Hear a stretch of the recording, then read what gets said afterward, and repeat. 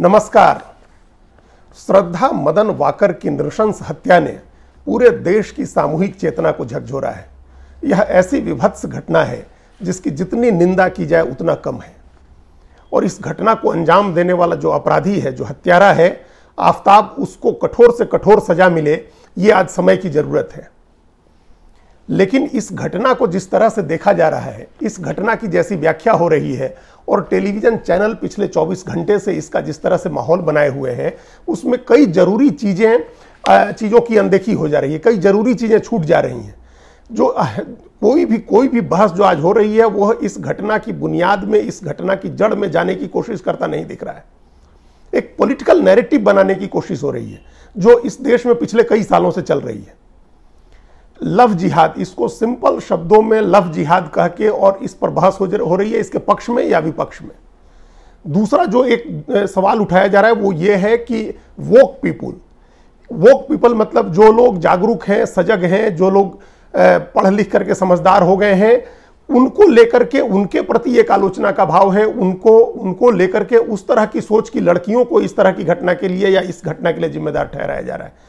Social media में भी ये बड़ी बहस का विषय है कि श्रद्धा वोक थी, मतलब वो काफ़ी सजग और जागरूक थी अपने अधिकारों के प्रति और इसलिए इस गति को प्राप्त हुई, इसलिए उसके साथ ऐसी घटना हुई। तो ये दोनों जो व्याख्याएं हैं वो मूल जो विषय है, जो मूल कारण है, उसको अनदेखी, उसको इग्नोर कर रही हैं। यह सिंपल जो क्लासिक परिभाषा जो लव जिहाद की दी जा रही है उस तरह का मामला ये नहीं है। जो भाजपा शासित कई राज्यों में जो लव जिहाद रोकने के कानून बने हैं वो बुनियादी रूप से धर्मांतरण रोकने के कानून है। लव जिहाद कानून में ये प्रावधान किया जा रहा है कि अगर किसी लड़की को बहला फुसला करके उसका धर्मांतरण किया जाता है, किसी हिंदू लड़की को, और उसके साथ उसका धर्म परिवर्तन करा करके उसे शादी की जा रही है, तो उसको रोकने के कानून बन रहे हैं।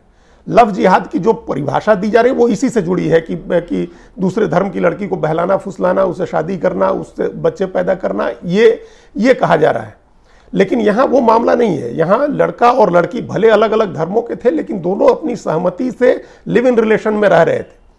और एक जो लड़का है वो बदमाश है, आपराधिक चरित्र का है और लंपट है, जिसने इस घटना को अंजाम दिया, जिसने एक लड़की को अपने प्रेम के जाल में फंसाया, उसका यौन शोषण किया और जब उसका मन भर गया तो उसकी हत्या कर दी।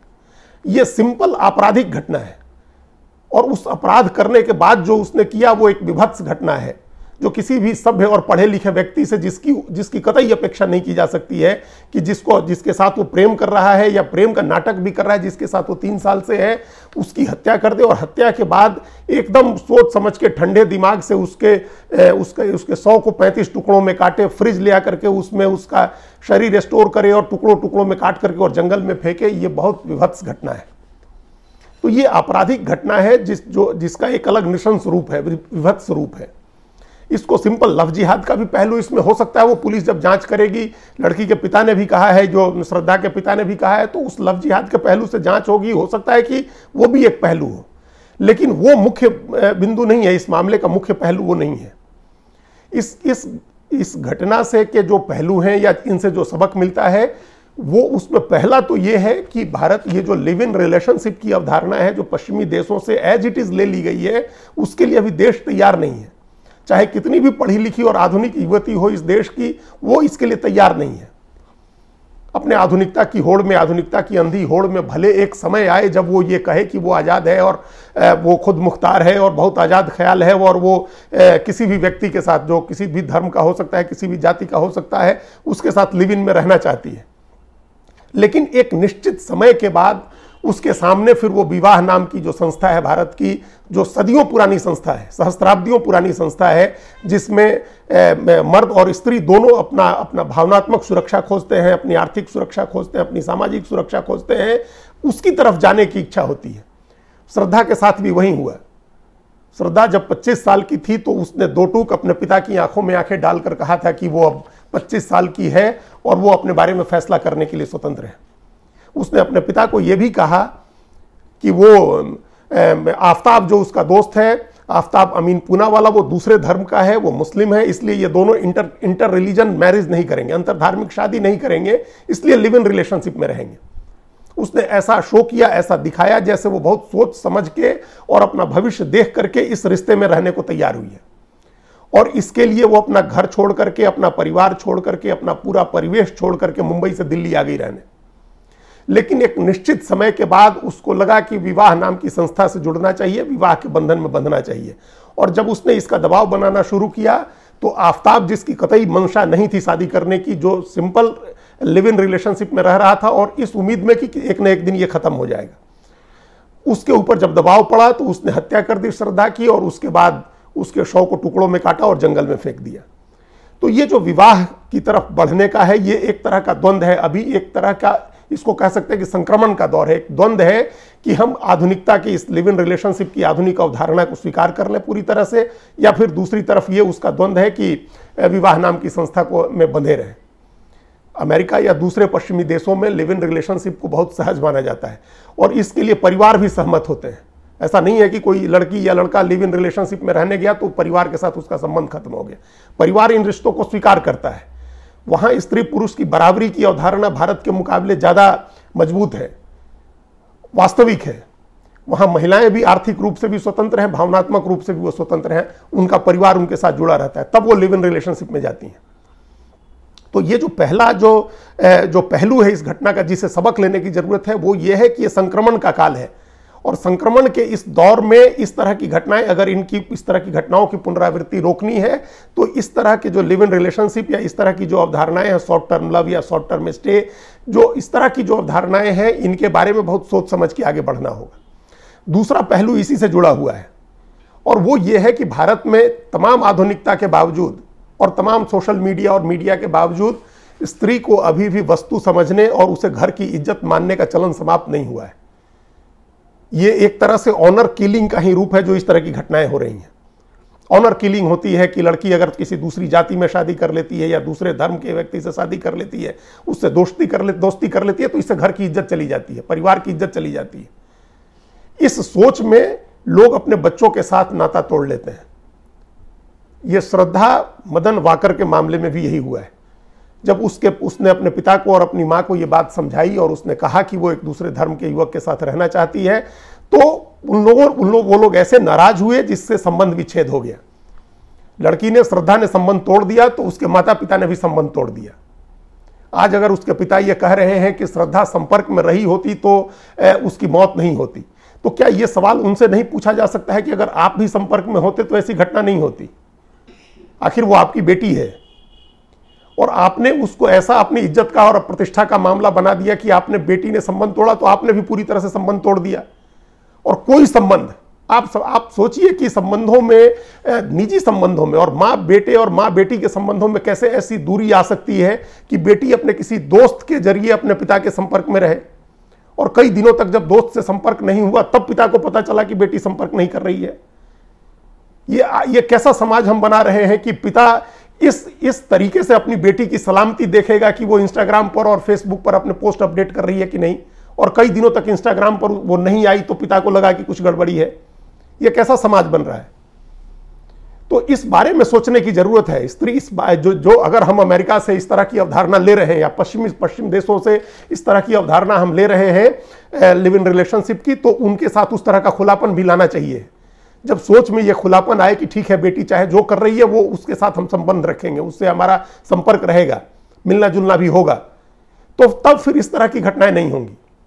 ये जो इसी का एक तीसरा पहलू है कि आप सोचिए कि वो कितनी असहाय होगी श्रद्धा, जब उसको लगा होगा, जब आफताब ने उसके साथ ज्यादती शुरू की होगी और उसको कोई रास्ता नहीं मिला होगा, वो इतनी हिम्मत नहीं जुटा सकी होगी कि अपने माँ बाप के घर चली जाए। ये एक नौजवान जीवन, एक लाइफ खत्म होने का मामला है, इसलिए इस पर गंभीरता से सोचने की जरूरत है। ऐसी असहायता कैसी आती है, ऐसी बेबसी कहां से आती है?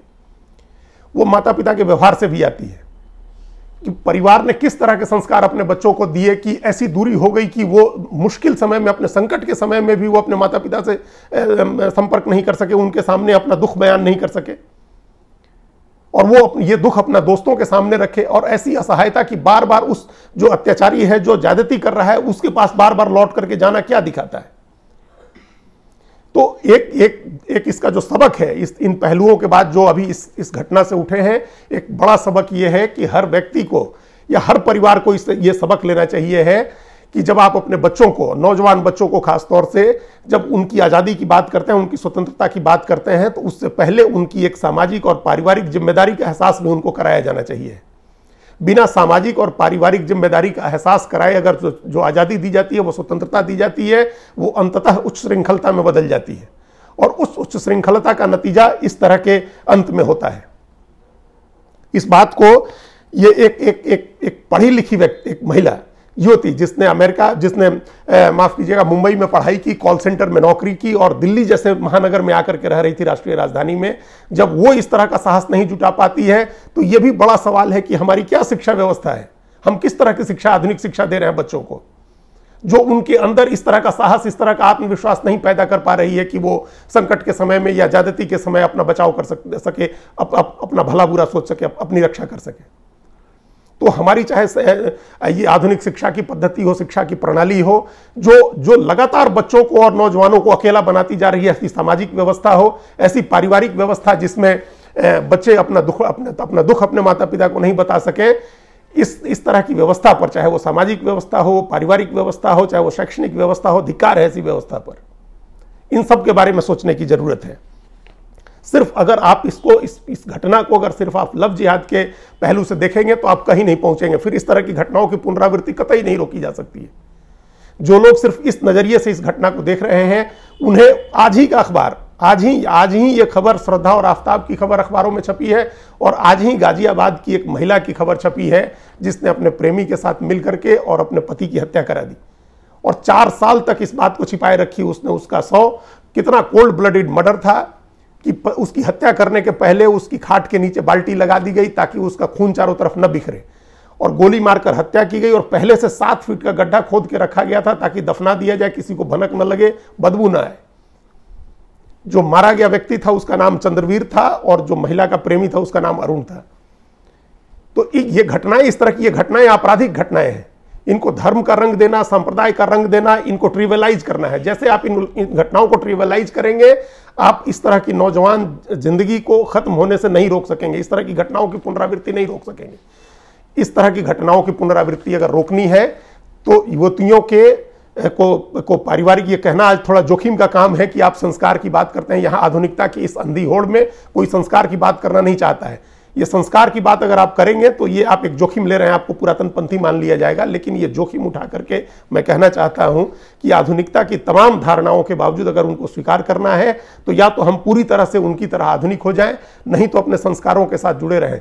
बच्चों को परिवार की, समाज की जिम्मेदारी का एहसास कराएं, उनको अपने भले बुरे का एहसास कराएं। उनके साथ कभी इस तरह का संबंध नहीं खत्म करें कि वो अपना दुख जाहिर करने के लिए अपने कंधे की तलाश में भटकते रहें और आपका कंधा न मिले। उनको ऐसी शिक्षा दें कि वो अपना भला बुरा सोच सकें, इतना साहस जुटा सकें कि वो उन पर कोई आफत आए तो वो उससे बचने का रास्ता निकाल सकें। इस घटना का ये सबक है और इसको अपराध के नज़र से देख करके इस विवेचना के साथ ही इसका आकलन करना चाहिए है, तभी इस तरह की घटनाओं की पुनरावृत्ति नहीं होगी। धन्यवाद।